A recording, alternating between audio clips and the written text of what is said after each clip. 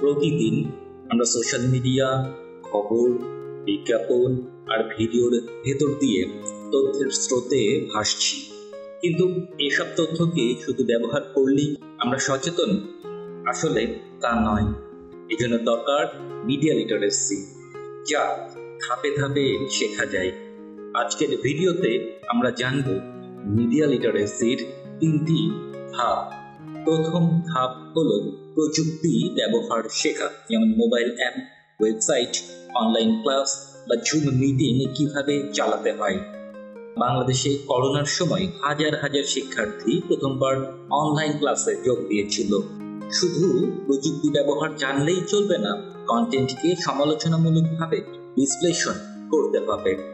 যেমন নির্বাচনকালে ফেসবুকে অনেক ভুয়া খবর ছড়ানো হয়। সমালোচনামূলক চিন্তা ছাড়া এগুলো সত্যি মনে হতে পারে। তাই প্রশ্ন করতে হবে, এই খবরের উৎস কতটা নির্ভরযোগ্য, কোনো পক্ষপাত কি আছে নাকি নেই। সবচেয়ে গুরুত্বপূর্ণ ধাপ হলো সামাজিক দায়িত্ববোধ, মানে তথ্য ব্যবহার করার সময় নৈতিক দিকও মাথায় রাখতে হবে। উদাহরণস্বরূপ, কেউ যদি ভুয়া খবর শেয়ার করে, সমাজে সহিংসতা হতে পারে। আবার কেউ যদি সচেতনভাবে ভুয়া খবর চিহ্নিত করে সতর্ক করে, তখন সমাজ উপকৃত হয়।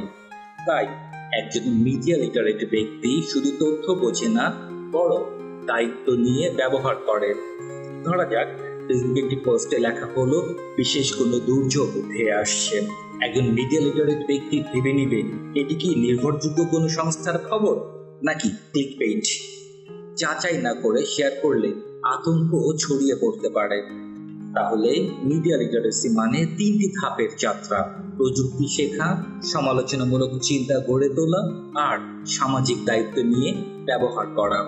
যদি আমরা সবাই এই ধাপগুলো অনুসরণ করতে পারি, তবেই শুধু তথ্যের ভোক্তা নই, বরং দায়িত্বশীল নাগরিকও হতে পারব। সচেতন হন, নিরাপদে থাকুন।